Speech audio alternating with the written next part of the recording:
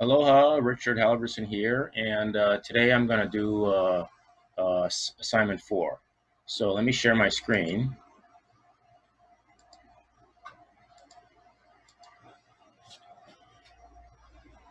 And so I'm looking at the assignment here, this Queen Anne Curiosity Shop QACS Triggers and Procedures. Now you should be, let's go to where we test our stuff. It's SU20, ICS321.com. I'll put a link on this assignment. It's the same one we've seen before, and oh, my thing is populated. So I'm going to be Joe Schmo here. Let me log into Joe Schmo's cPanel. It's this one.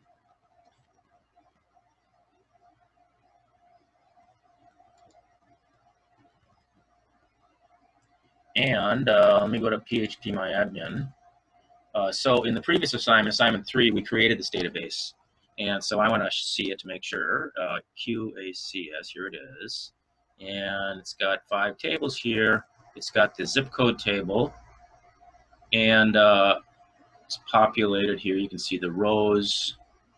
And if we, if we go back to here, we should be able to test the database schema. And so let's click on this. I've put my login credentials up there. Click on this, and we see that I got all the points and everything checks out correctly. So you want to make sure that everything checks out correctly before you start messing around with the triggers. Although it's not super important, but some stuff might not work, and then when you fix it, it might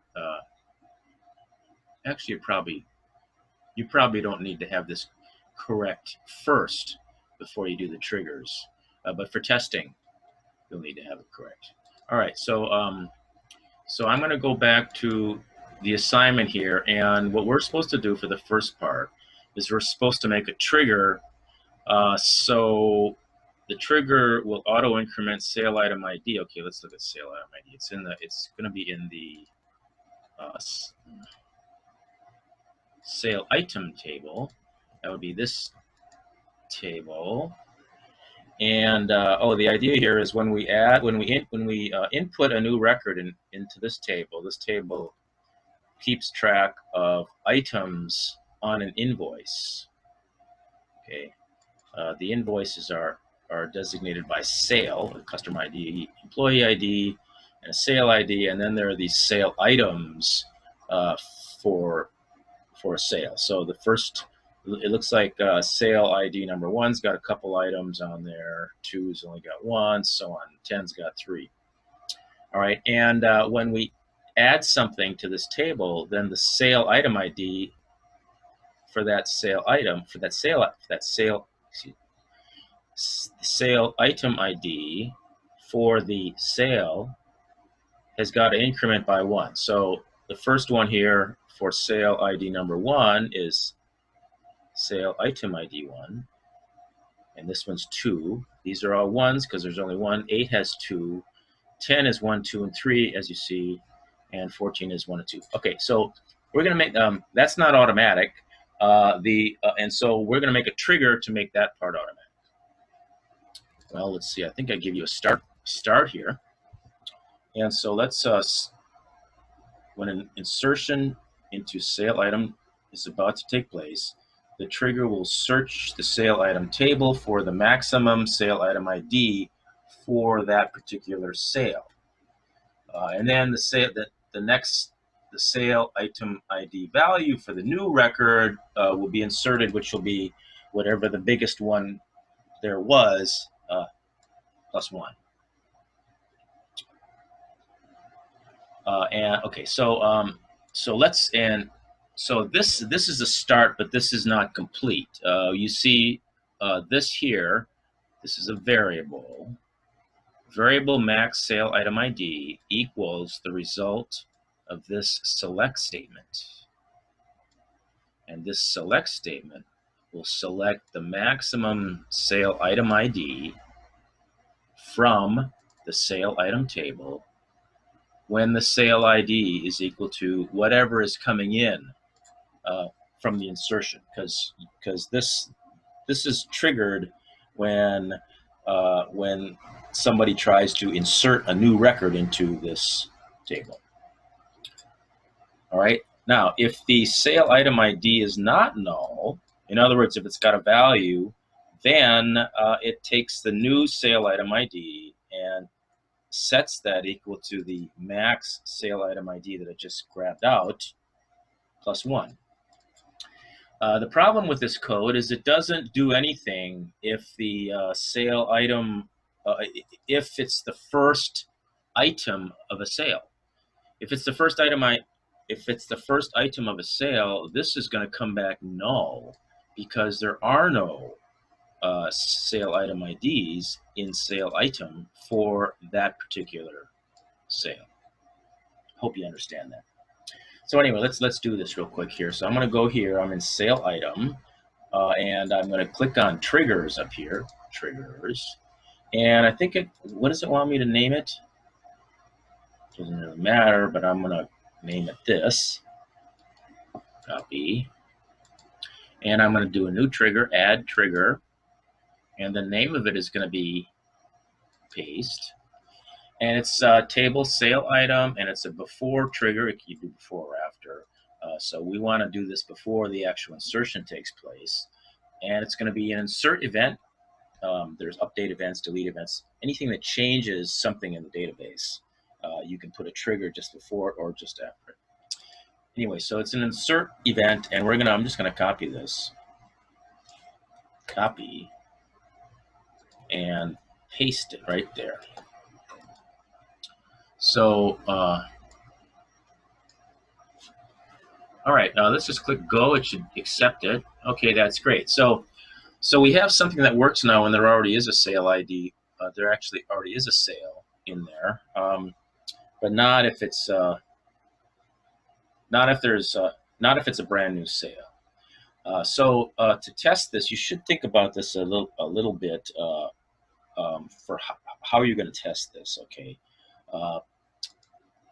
But let me just go back to here, and let's just click on this. Tests the sale item trigger.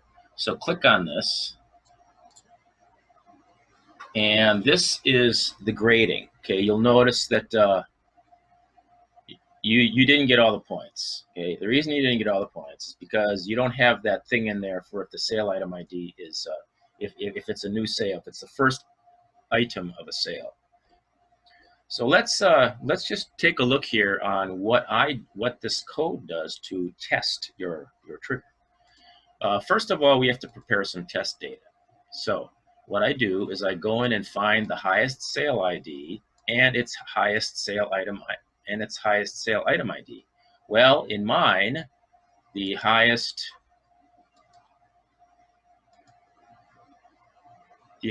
sale ID is 15, and the highest sale item ID for that sale item is 1, simply 1. So that's what this. So it tells me this, and then I got to find. I want to find a nice customer ID and a nice employee ID to use because I'm going to test inserting some things in, and then after that I'm going to delete them all back out again so I don't mess up your table. Okay, so this way of testing. I'm trying to. I'll go in there and I'll do some stuff to your table, but then I'll delete everything back out again. Next, I want to find the highest customer ID, so I do select customer ID from customer, and I'm gonna order it by the customer ID in descending order, and I'm just gonna grab the top one. Okay, so that's gonna be the highest customer ID, and if we look back here, we can see that it's 10. Same with the employee ID. I want to find the highest employee ID in the employee table, so I sort it in descending order, and I grab the first one. Select this employee ID, and if you look back there, you'll see that for my table it's 5. For yours, it might be different. Next, I want to find an item ID and an item. I want to find an item that hasn't been sold yet. Now, this isn't necessary, but you may want to put something in this code. I'm just thinking about this whole scenario of this whole thing, and this is these are like used items or something. So you know, if you once you sell it, you don't have it available to sell anymore. So you may want to put something in there where an item can only be sold once. I don't know, but that doesn't matter. I just thought this would be a good practice. I find an item ID along with its price that hasn't been sold yet. And I find another one too. So basically what I've done is I've looked in items. These are all the items. And so these are all the items. And I'll go all the way through here and I find one that hasn't been sold yet because they're not yet in here in this sale item table. So the item ID, there's item IDs here that are missing from this table. And that's what I'm grabbing out here. So these two, there's item ID hasn't been, 13 hasn't been sold yet and 15 hasn't been sold yet. Okay, now I try my first test. I try insert, I'm inserting a new sale.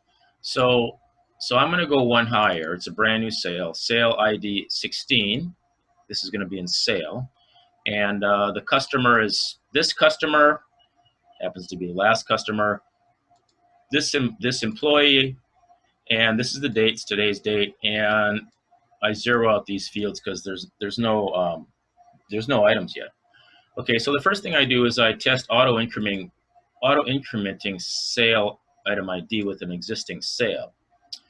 So I figure out this existing sale here, which was 15 and 1. So I'm going to try to force sale item ID equals 3 and adding a new item. Okay, so it shouldn't accept the 3. It should change it to 2.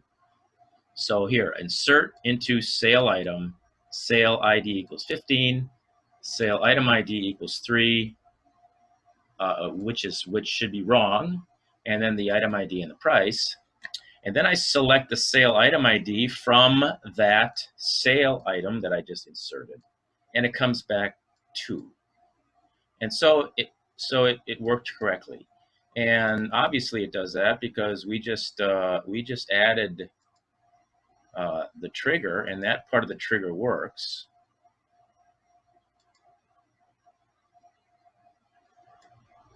So that part of the trigger works.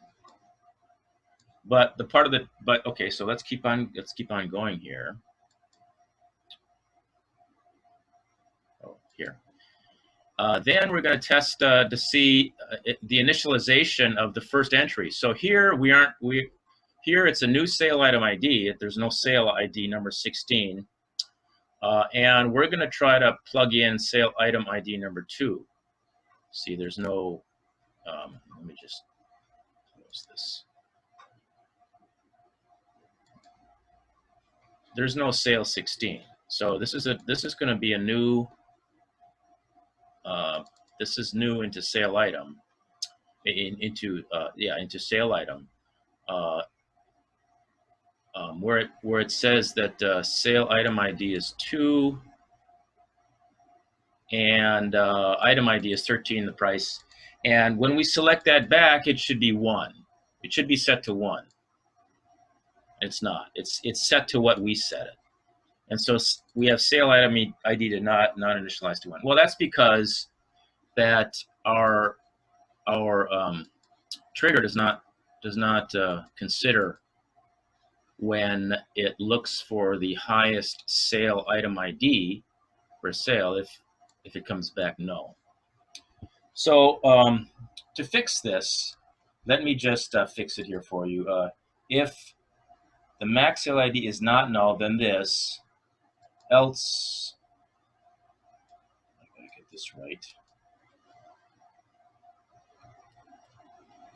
And I can go else, just else. And the else is, this means that this is the first sale item in the for this sale. So we're just going to set new sale item ID to 1. and we're gonna go. All right, it accepted that. So I can just basically hit refresh here, and we should see now everything passes. I got all the points. Because here, we tried to force SaleItemID to 2, and when we inserted it and then selected it back, it came back as 1. You can actually copy these out and try to execute them by pasting them into any SQL window to see that it works. So anyway, that's how we do the first part, and I'll be making a video for the second part in a little while after lunch. Okay, thanks for watching.